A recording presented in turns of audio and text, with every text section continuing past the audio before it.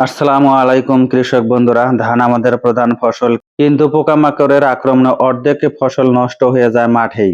বিশেষ করে পামরে পোকা ও পাতা মোড়ানো পোকার উপদ্রব মাথা ব্যথার কারণ। আজ আমি আপনাদের জন্য নিয়ে এসেছি অতি সহজ ও সস্তা একটি সমাধান, রান্নাঘরের কর্পূর। জি, ঠিক শুনেছেন, কর্পূর দিয়ে ধান ক্ষেতের পোকা দূর করা যায়, আবার ধানের চিটাও কমে যায়। চলুন জেনে নেওয়া যাক ধান চাষে কর্পূর ব্যবহারের বিস্তারিত পদ্ধতি। প্রথমে জেনে নেই কেন কর্পূর ব্যবহার করবেন। কর্পূরে আছে শক্তিশালী উদায়ী যৌগ ও কর্পূর এসেন্স। এর তীব্র গন্ধ পোকামাকড় একদম সহ্য করতে পারে না। এটি পোকা তাড়ানোর কাজ করে, মানে প্রাকৃতিক প্রতিরোধক হিসেবে কাজ করে। এছাড়া কর্পূরে অ্যান্টিফাঙ্গাল গুণও আছে, যা ধানের গোড়া পচা ও ব্লাস্ট রোগ প্রতিরোধের কিছুটা সাহায্য করে। সবচেয়ে বড় কথা, এটি সম্পূর্ণ জৈব ও পরিবেশ বান্ধব। এই পদ্ধতি কাজে লাগাতে লাগবে খুব সামান্য জিনিস। একটি স্প্রে মেশিনে 15 লিটার পানি নিন। এবার 15 থেকে 20 গ্রাম কর্পূর গুঁড়ো করে পানিতে দিন। কর্পূর সহজে গলতে চায় না, তাই ভালো করে 5 থেকে 7 মিনিট নাড়তে থাকুন। চাইলে 5 মিলি নিম তেল ও কয়েক ফোঁটা তরল সাবান মিশিয়ে নিন। সাবান পানির টান কমিয়ে দ্রবণে ধান গাছের পাতায় ভালোভাবে লেগে থাকতে সাহায্য করে। এবার আসুন স্প্রে করার নিয়ম জেনে নেই। প্রথম স্প্রে ধানের চারা রোপণে 20 থেকে 25 দিন পর। এ সময় পামরি পোকার আক্রমণ শুরু হয়। গোড়ার দিকে ভালোভাবে স্প্রে করুন।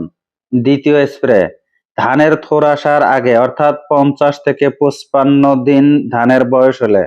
দ্বিতীয় স্প্রে ধানের থোড় আসার আগে, অর্থাৎ 50 থেকে 55 দিন পর এই স্প্রে দিতে হয়। এ সময় গান্ধী পোকা ও পাতা মোড়ানো পোকার জন্য স্প্রে জরুরি। সময় বিকেলে রোদের তাপ কম থাকে স্প্রে করুন। রোদে দ্রবণ শুকিয়ে গেলে কার্যকারিতা কমে যেতে পারে। কৌশল: স্প্রে করার সময় খেয়াল রাখবেন যেন দ্রবণ ধানের পাতার নিচের দিকেও গোড়ায় ভালোভাবে পড়ে। আরেকটি দারুণ পদ্ধতি হলো ইউরিয়া সারের সাথে কর্পূর মিশিয়ে দেওয়া। ধানে সাধারণত 2 কিস্তিতে ইউরিয়া দেওয়া হয়, চারা অবস্থায় ও থোড় আসার সময়। প্রতি কেজি ইউরিয়ার সাথে 20 থেকে 25 গ্রাম কর্পূর গুঁড়ো মিশিয়ে নিন। তারপর এই মিশ্রণ ধান খেতে ছিটিয়ে দিন। বৃষ্টি বা সেচের পানিতে কর্পূর ধীরে ধীরে গলে পোকা প্রতিরোধ করবে। এতে এক ঢিলে দুই পাখি, সারও পড়বে, পোকাও দূর হবে। যদি জমি আয়তন বড় হয় এবং পোকার উপদ্রব বেশি হয়, তাহলে কর্পূরের ধোয়া পদ্ধতি ব্যবহার করতে পারেন। সন্ধ্যার দিকে জমির চারপাশে কিছু পাত্রে কর্পূর গুঁড়ো গরম করে ধোঁয়া তৈরি করুন। এই ধোঁয়া বাতাসে ছড়িয়ে পড়লে পোকা দূরে পালায়।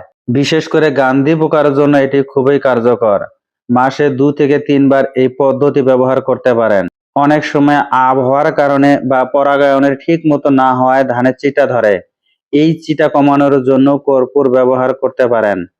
10 লিটার গরম পানিতে, অর্থাৎ প্রায় 50 ডিগ্রি সেলসিয়াস তাপমাত্রায় 15 গ্রাম কর্পূর গুঁড়ো ঠান্ডা করে নিন। এই দ্রবণ ধানের শীষ বের হওয়ার সময় স্প্রে করলে চিটা কম ও দানা ভালো হয়। তবে খুব বেশি গরম পানি ব্যবহার করবেন না, এতে ধানের ক্ষতি হতে পারে। সতর্কতা ও জরুরি টিপস: কয়েকটি বিষয় সবসময় মাথায় রাখবেন। মাত্রা: অতিরিক্ত কর্পূর কখনোই ব্যবহার করবেন না, এতে উপকারের বদলে অপকার হতে পারে। 15 লিটার পানিতে 20 গ্রামের বেশি নয়। ফুল ফোটার সময় স্প্রে না করাই ভালো।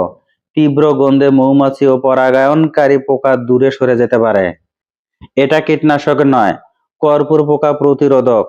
মারাত্মক আক্রমণ হলে রাসায়নিক কীটনাশক ব্যবহার করুন। তো বন্ধুরা, দেখলেন তো অতি সাধারণ ও সস্তা কর্পূর কিভাবে আপনার ধান চাষকে পোকামুক্ত ও ফলন ভালো রাখতে পারে। পদ্ধতিগুলো মনে রাখবেন: ইউরিয়ার সাথে মিশিয়ে ছিটানো আর ধোয়া দেওয়া। নিয়ম মেনে করলে ফল পাবেন হাতে হাতে।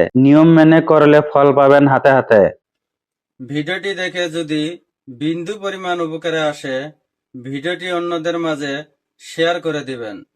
ধন্যবাদ।